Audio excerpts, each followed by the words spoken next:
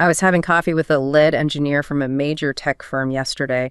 He was clearly stressed, staring at a progress bar, just crawling across his screen. Oh, I know that look. His laptop was practically melting, fans screaming, heat radiating off it as it tried to crunch this massive logistics simulation.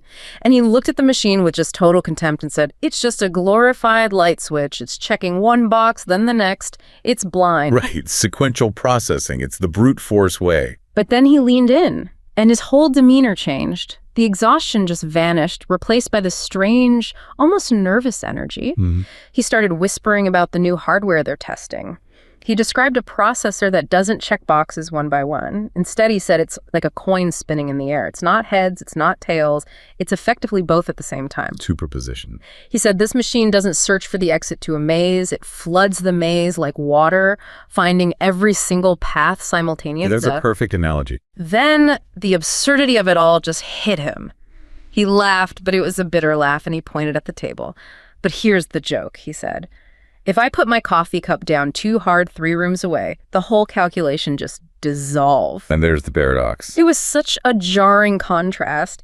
He was describing a machine capable of godlike omniscience, yet it's so fragile that a mere vibration or a tiny change in temperature completely destroys its reality. Yeah. It really made me realize that we aren't just building faster computers, we're trying to bottle a paradox that it hates being observed. That story, that's it. That's the entire field in a nutshell. That story really stuck with me because that is the essence of quantum computing, isn't it? It is the most powerful technology we have ever conceived, tethered to the most fragile existence imaginable. Absolutely. So let's unpack this. Our mission for this deep dive is to explore the 3 core facets of this quantum paradox.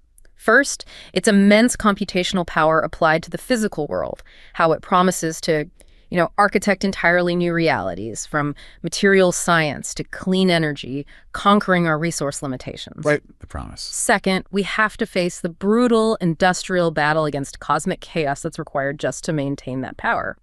Viewing all that environmental interference not as some scientific curiosity, but as a technical hurdle that we just have to overcome aggressively. War against noise. And finally, the profound geopolitical stakes tied to its success, as quantum supremacy becomes the ultimate metric of hard power and, global expansion. That framing is perfect because it highlights the core tension. The radical capability versus the radical fragility. We are moving beyond classical, blind computing, which processes information sequentially, one definite state at a time. The light switch. The light switch. Quantum systems, leveraging superposition, that spinning coin you mentioned, and entanglement. They explore these vast simultaneous possibilities. They find the solution to the maze instantly by flowing through every possible path. But the price for that is this fragility. The price of that immense capability is an inherent, paralyzing sensitivity to noise. A system that thinks like the universe requires a slice of the universe that is utterly still, which, as we'll get into, requires a massive, aggressive engineering commitment. Okay, let's dive into the promise first. We've talked about how quantum computing is basically tailor-made for simulating the physical world, specifically those things that are inherently quantum in nature. And the big dream here, the one that truly transforms our daily lives and how we manage resources, is superconductivity. It absolutely is the dream. Superconductivity, the ability for electricity to flow with zero resistance, is a deeply quantum phenomena. Yeah. It's rooted in these really complex interactions of electrons. And that's exactly why our current supercomputers just can't crack it. Precisely. Classical computers operate in a binary yes or no world. To understand how electrons pair up and move without resistance, you have to model complex quantum mechanical interactions, things involving wave functions and probabilities. So they just hit a wall. A huge exponential complexity wall. They need more and more memory, more and more time for every tiny little increase in the size of the material you're trying to simulate. And the practical stakes for anyone listening are they're monumental. We're not talking about niche science here. We're talking about real-world advances that would completely transform our infrastructure. Oh, completely. Think about phone batteries that last for months, power grids that don't lose energy, what they call lossless power grids, which would slash utility bills, or even making MRI machines cheap and widely available because you wouldn't need all that cooling for the magnets. Yeah, developing a room temperature superconductor would fundamentally transform the global economy. It's not an exaggeration. It would rewrite the textbook on energy and material resource management. But getting there means we have to overcome these monumental simulation hurdles. I mean, think about what actually goes into simulating a material, like a superconductor.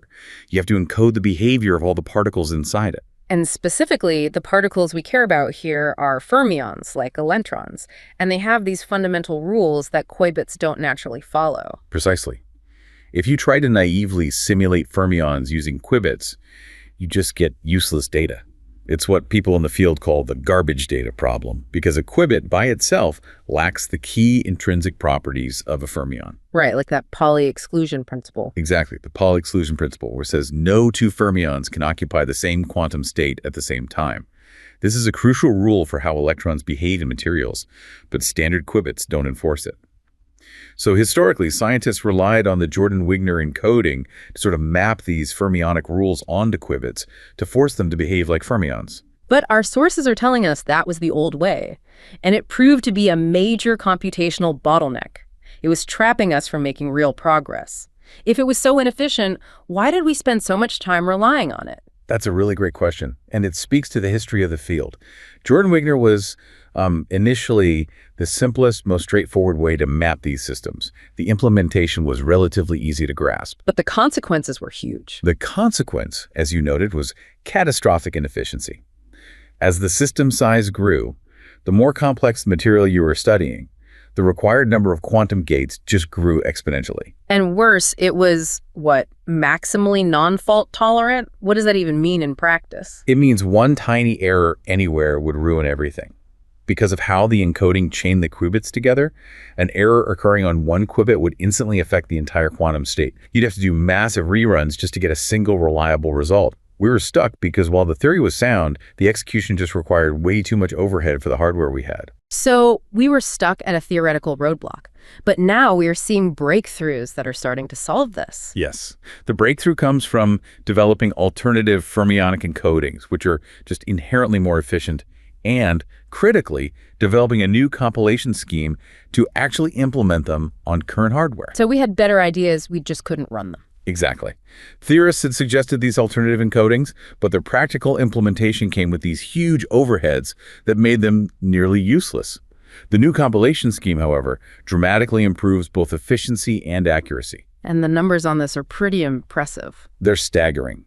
We are seeing figures that show the cost of simulating fermionic hopping, that's the movement of electrons, which is essential for understanding material properties, has been slashed by an impressive 42%. 42%. In any computational space, that is a massive jump in efficiency. What does that unlock in terms of scale? It translates directly into simulated models that were previously just impossible. We are moving from studying these tiny clusters of atoms to realistic representations of materials. So we can finally model something useful. Yes. Researchers were recently able to simulate the Fermi Hubbard model, which is a cornerstone of condensed matter physics, crucial for understanding how electrons interact to cause superconductivity at a scale that was previously just unattainable. And what was that scale? They successfully encoded 36 fermionic modes into 48 physical qubits. Now, this isn't just a technical achievement. It's a definitive proof point that large-scale quantum simulations of complex real-world systems are now within our reach. We can move past the abstract and start modeling the actual materials we want to engineer. That takes us from a theoretical curiosity to a genuine path toward engineering revolutionary new materials. But let's shift to another area where quantum speed is critically needed, the clean energy frontier, specifically nuclear fusion. Fusion is the ultimate energy prize, right? Clean, virtually limitless power by replicating the process that fuels the sun-fusing light atomic nuclei like deuterium and tritium. But achieving controlled fusion on Earth is arguably the single greatest scientific and engineering challenge we face. It's a challenge that is just defined by its complexity. It is. The core issue is the modeling, isn't it? You're dealing with plasma hotter than the sun's core, magnetic confinement. Why is that so computationally brutal for a classical computer? It is brutal because fusion is inherently a quantum process, which makes it incredibly difficult to model classically. Fusion requires these complex, multidimensional calculations that involve billions of interacting particles, the chaotic behavior of superheated plasma, and phenomena like quantum tunneling. Quantum tunneling. Right. That's where particles can just pass through energy barriers that they shouldn't be able to cross, classically speaking. Right. It's a purely quantum effect. And Classical simulation methods often fail to accurately model these complex, high-dimensional interactions efficiently. The computational cost just explodes because classical systems have to treat every single possible interaction sequentially, one by one. The blind light switch again. So here's where quantum computing's advantage becomes really clear, because it is designed to compute the quantum states of particles using superposition and entanglement. It solves that dimensional explosion problem. Exactly. Quantum computers are tailor-made for these processes. They also solve the crippling problem of dimensionality exponentially better than classical systems.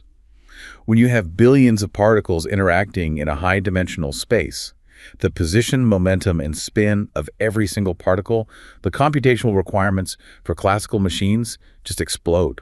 But quantum computers can handle that complexity naturally. They handle it naturally because they can represent and manipulate those complex, entangled states all at the same time.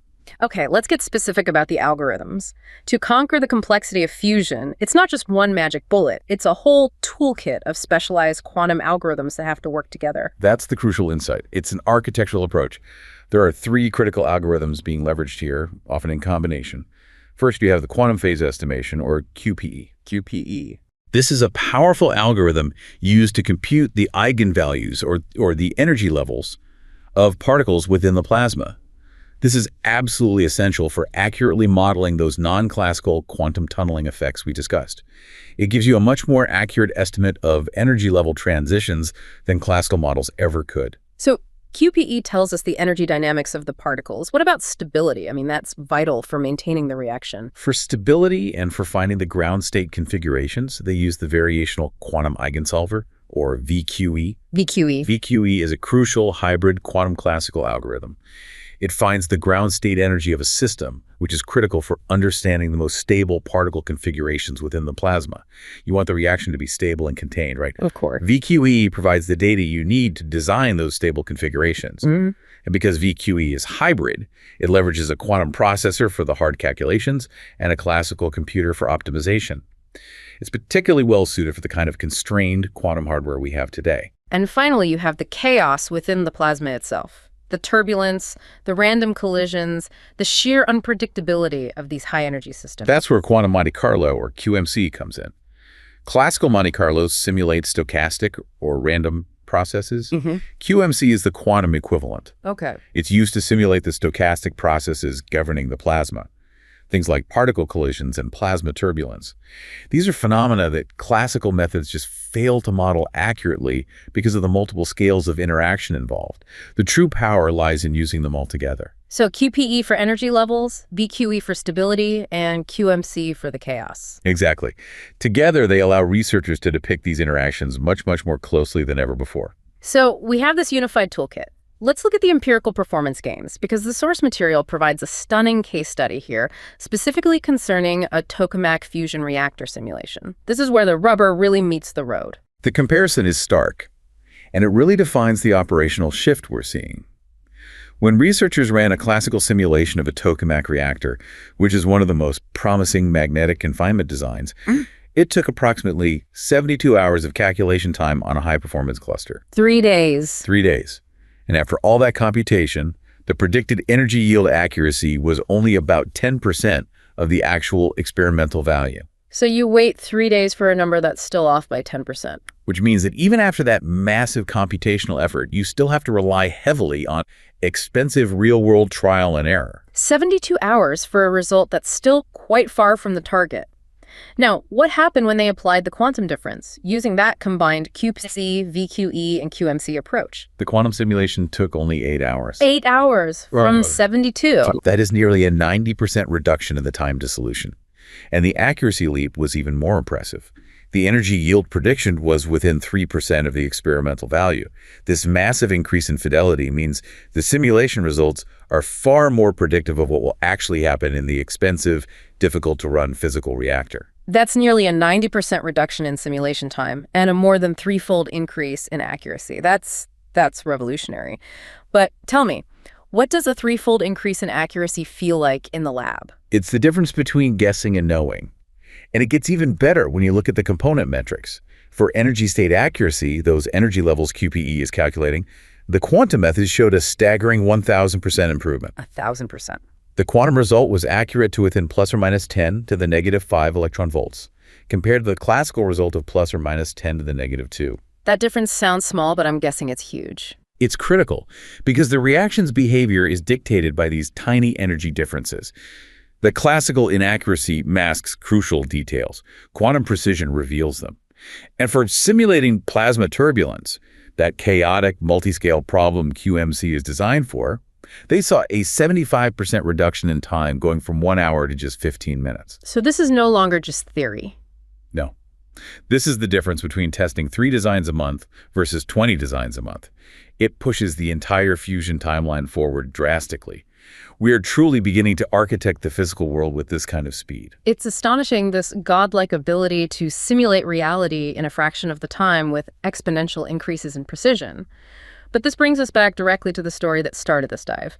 We just discussed a calculation that took 8 hours and was incredibly precise. How do you ensure that precision doesn't just dissolve if someone bumps the air conditioning unit? Yeah, how do you protect the spinning coin? We've spent this time talking about the godlike capability, solving the world's energy crisis, finding revolutionary materials. But now we have to return to the core paradox. That lead engineer I spoke to was worried that setting down a coffee cup too hard could dissolve the calculation, that fragility is the reality. It is the absolute existential threat to the technology's scalability, and it's called decoherence. We have to confront the fragility of the qubit. The source material validates your engineer's worry completely. So he wasn't exaggerating. Not at all. Decoherence, the loss of superposition and entanglement, is caused by any interaction with the external environment, a stray vibration, a temperature fluctuation, even a single cosmic ray. All of it can introduce errors and collapse that delicate quantum state. This is why quantum computers have to operate in these exotic environments, like refrigerators, colder than deep space. So this requires not just clever science, but a complete shift in engineering philosophy, one that treats environmental interference as a direct, aggressive enemy. Exactly. We see this imperative reflected in the mindset of the hardware specialists. They are moving away from cautious, step-by-step development. Instead, there is an aggressive industrial engineering approach focused on stopping development, if necessary, to build robust solutions against environmental chaos. What does that look like? They are literally trying to achieve a louder silence around the qubits to shield them from all these noise sources. It's a brute force effort to build a sarcophagus of isolation around the machine, viewing decoherence not as some fundamental law, but as a technical hurdle to be solved with better shielding, better cooling, and most critically, quantum error correction, or QEC. This sounds like a never-ending war against nature. And this war is why we need QEC. But why can't we just use the simple error correction methods we use for classical computers? My laptop's memory rarely flips a bit, and when it does, it usually fixes it just fine. That's because quantum information presents these unique challenges that classical bits just do not. Classical error correction works by duplication. You make copies. If one bit flips, you check the other 2 copies, you vote for the majority. It's simple enough. But in the quantum realm, that's completely impossible because of the no-cloning theorem. You simply cannot construct a universal operation that duplicates an unknown quantum state. If you could clone a perfect qubit, you could break quantum mechanics itself so the universe just forbids it. So duplication is out. What's the second equally debilitating challenge? The second is the wave function collapse problem. In a classical computer, I can measure the state of a bit as many times as I want without affecting the data. I can check if it's a 0 or a 1, no problem. But not in quantum. In a quantum computer, any measurement designed to detect an error risks collapsing the encoded state, forcing that spinning coin to choose heads or tails, and thereby destroying the very information you are trying to protect. It's a double bind. You can't copy the data, and you can't even look at it directly. So how does QEC solve this impossibility? The QEC solution is, well, it's ingenious. Since you can't copy the state, quantum information is redundantly encoded not through cloning, but by entangling it across an expanded system of physical qubits. For instance, the original quantum state might be encoded across 9 physical qubits, using something like the 913 shortcode. You distribute the information across the entanglement relationships. Okay, so you spread the information out. How do you check for errors then? To detect errors without destroying the information, QEC measures what are called stabilizers. These are special projective measurements that check if an error has occurred, like measuring the correlation or the relationship between two entangled qubits, but they are specifically chosen not to collapse the encoded state itself. So it's like checking the lock on a door without actually opening it. That's a great way to put it. Think of it as feeling the temperature of a protected vault without opening the safe door. The outcome of these relationship checks is called a syndrome, and it tells us where the error happened, allowing us to reverse it later without ever reading the protected data. And QEC has to deal with errors that classical systems don't even recognize, which I guess is part of the complexity. That's absolutely right. Classical systems only deal with bit flips. A 0 becomes a 1, or vice versa, what we call a 6 error in quantum notation. But because qubits exist in superposition, they also suffer from uniquely quantum errors called phase flips, or Z-Diller errors, which flip the sign of the superposition. So if an X error is like flipping a switch from on to off. The Z error is like flipping the direction of the wave, even though the switch is still on. QEC protocols have to be designed to simultaneously detect and correct both types of errors. Let's discuss the practical side, because the ultimate goal is to build scalable, fault-tolerant quantum computers. The most widely pursued protocol for current hardware seems to be the surface code. The surface code is key to scaling today's hardware. It's favored because it only requires nearest neighbor interactions. Qubits only need to communicate with the ones right next to them in a lattice structure. And that's easier to build. Much easier to implement robustly in physical hardware, like superconducting circuits, than complex long-range entanglement required by other codes. And the power of the surface code lies in its ability to scale, right? How does that scaling work?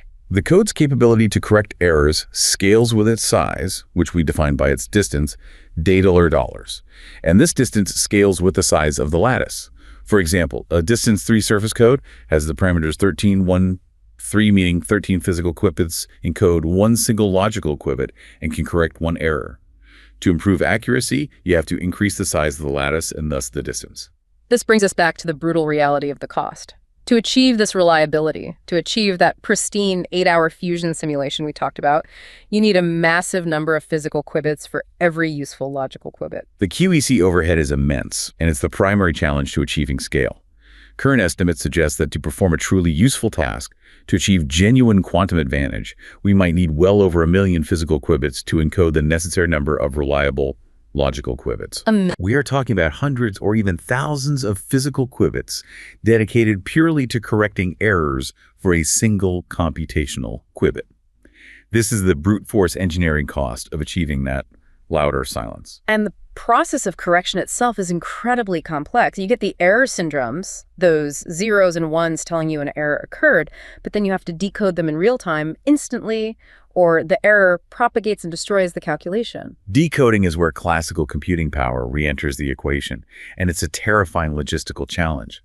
For just a distance 5 code, the syndrome, the pattern of alarms, could be 40 bits long. Okay. If you wanted a simple lookup table to map every possible syndrome to the correct fix, that table would be of size 2 to the power of 40, which is about 10 to the 12 entries.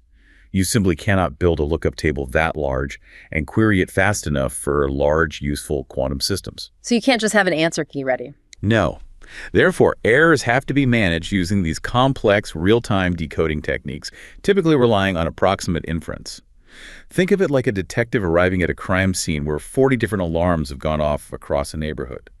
The detective knows the most likely cause was a single event, the initial error. So you have to find the culprit. A common technique for surface codes is minimum weight perfect matching, or MWPM, which tries to deduce the single most likely error chain that occurred based on the specific complex pattern of alarms. And if the decoder fails, if it makes the wrong inference about the error, it introduces a logical error, effectively destroying the encoded information, and that 8-hour fusion calculation's just gone. That terrifying complexity brings us to the most practical realization of the field today. The hybrid solution. Given the current hardware limitations, low qubit counts, high error rates, we can't rely purely on these perfectly fault-tolerant quantum computers just yet. The hybrid quantum classical approach is the immediate, viable path forward. It acknowledges that classical supercomputers are still far better at certain tasks, and quantum processors should be reserved only for the jobs they're exponentially better at, specifically simulating complex quantum mechanics.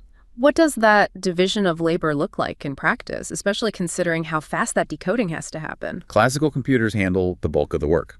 data preprocessing, model calibration, large-scale, low-complexity optimization.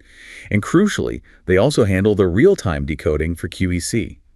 This is where the integration with specialized classical hardware becomes essential. So high-powered classical computers are basically babysitting the quantum ones. In a way, yes. We see, for example, efforts to use accelerated computing in high-performance classical systems, often leveraging powerful GPUs, to perform that MWPM decoding instantly. So the GPU is literally saving the fragile quantum calculation as it happens, preventing the coffee cup bump from causing catastrophic failure. Exactly. The classical system is the vigilant guardian of the quantum process. In industry demonstrations, using a GPU-based decoder integrated into the control engine of a quantum computer improved the logical fidelity of quantum operations by more than 3%. That's a direct, measurable improvement. A direct link between robust classical processing and enhanced quantum accuracy. The quantum processor, meanwhile, is reserved for the most computationally intensive, complex quantum mechanical tasks, like calculating those energy states for fusion or simulating molecular structure. This hybrid model is currently the most viable path to scaling research in these critical fields. The technical challenge of QEC is immense, and it really defines the boundary between a fragile novelty and revolutionary power. But the race to overcome it is driven by stakes far beyond science. This is where the paradox of power comes in. Quantum supremacy is now being viewed as the ultimate hard power metric, determining which nations will define the technological infrastructure of the 21st century. Quantum technologies are indeed the defining battleground of the 21st century technological rivalry, primarily between the US and China. The successful deployment of this technology means superior intelligence, revolutionary materials, and technological self-sufficiency. The stakes are, frankly, global economic and military domination. Let's look at the differing national strategies, starting with the U.S. approach, which sounds much more decentralized. The U.S. strategy is fundamentally driven by its private sector ecosystem. It is decentralized, grassroots innovation, powered heavily by tech giants like Google, IBM, Microsoft, and fueled by massive venture capital investment. So the government's role is more supportive. Exactly. The government, through acts like the National Quantum Initiative Act, provides coordination and foundational science funding, but the core engine is competitive innovation. The U.S. excels in foundational theoretical research, especially in error correction and algorithm development, and it's seeking diverse approaches across multiple hardware architectures, like superconducting qubits and trapped ions.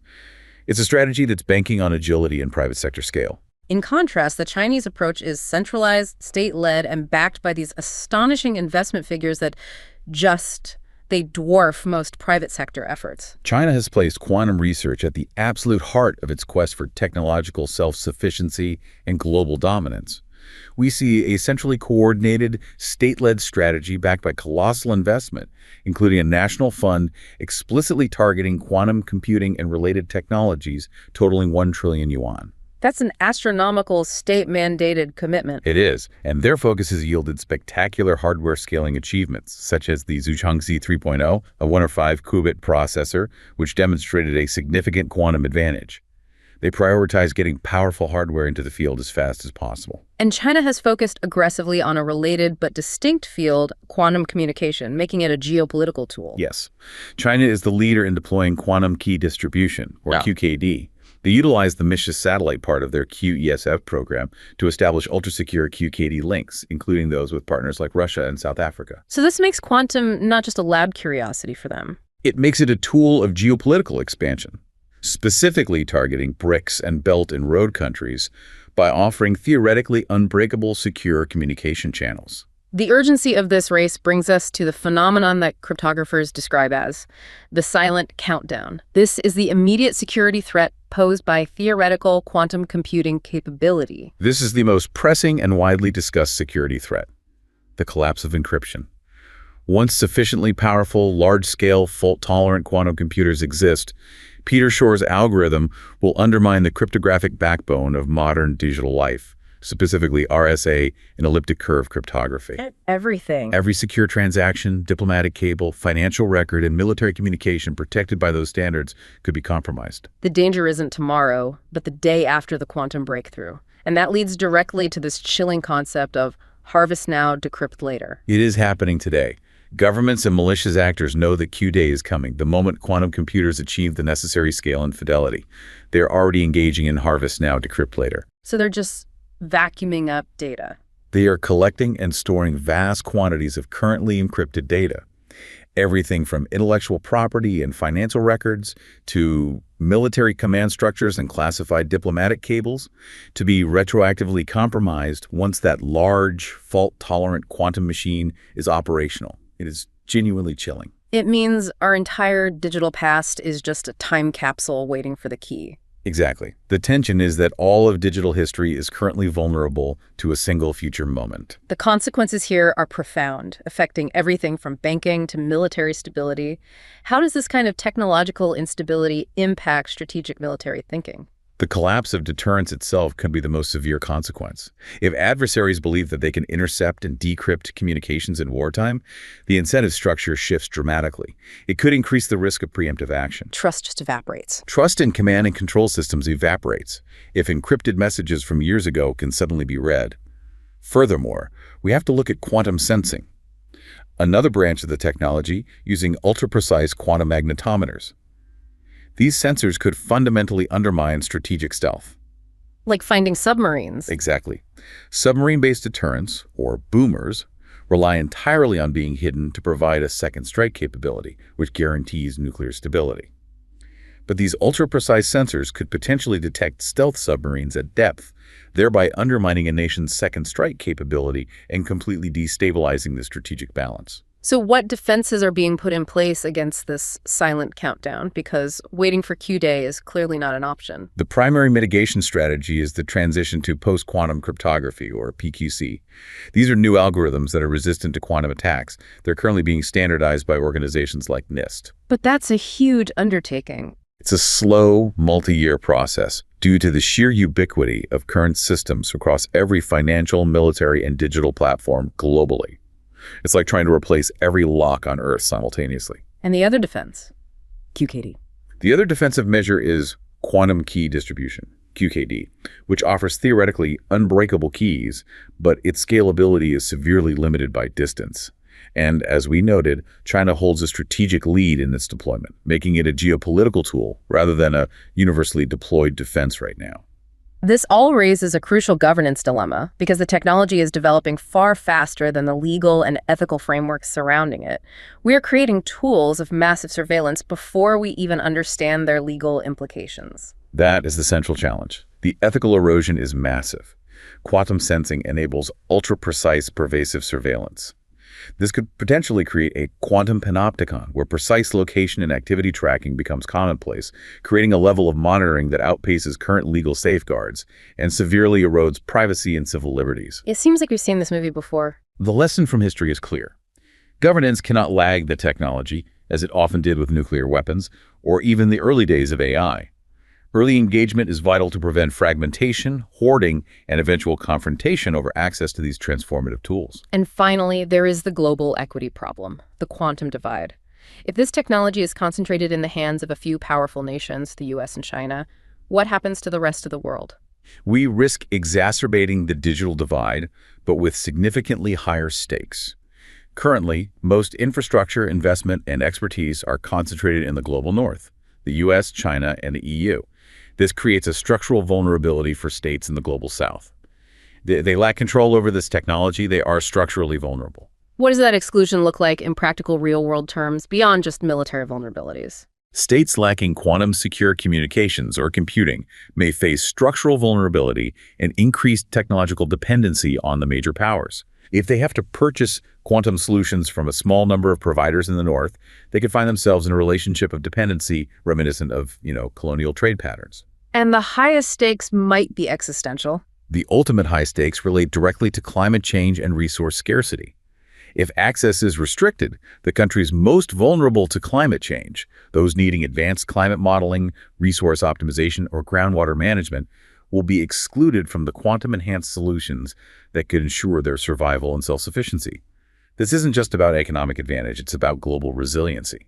The stakes are truly immense, ranging from the fundamental physics in the lab worrying about a coffee cup vibration to the geopolitical stability of the globe, resting on who solves the problem of error correction first. It forces us to acknowledge that the technological race is simultaneously a moral and strategic race. We are developing the tools for unprecedented global power, and the ethical use, governance, and equitable distribution of that power will define the 21st century just as much as the technology itself. What stands out to me the most after going through this deep dive is the core technological paradox we started with. Quantum computing offers the potential for near omniscience, enabling us to engineer entirely new physical realities like perfect superconductors or stable fusion. Yet its fundamental function is constantly teetering on the edge of destruction, vulnerable to a stray signal, a vibration, or a slight temperature fluctuation. It's a technology of ultimate power built upon ultimate fragility. The duality of this field is striking. The theoretical magic of superposition and entanglement, the foundation of this exponential power, is being won or lost not just by clever algorithms, but through hyper-aggressive industrial engineering, building these sarcophagi of silence around processors and designing elaborate error correction lattices that require immense overhead. A brute force war. A brute force war. And all the while, the global power balance hinges entirely on which nation or corporation eventually succeeds in that brute force war against quantum chaos. It's a compression of timelines in every single way. The true nature of the quantum age is the permanent compression of time. We are collapsing centuries of material discovery and trial and error into hours of simulation, and simultaneously collapsing decades of digital secrecy into a single, vulnerable future moment. The only certainty is that the speed of discovery now dictates the reality we will inherit.